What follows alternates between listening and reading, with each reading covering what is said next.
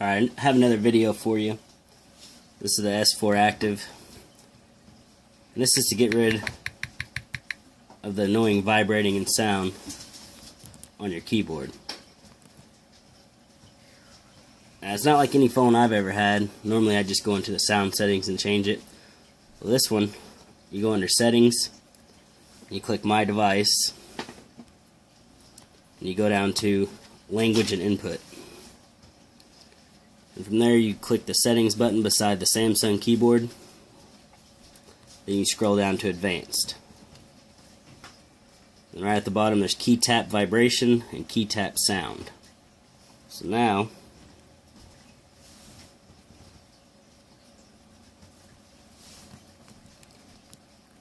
when you go back into it, you have no sound.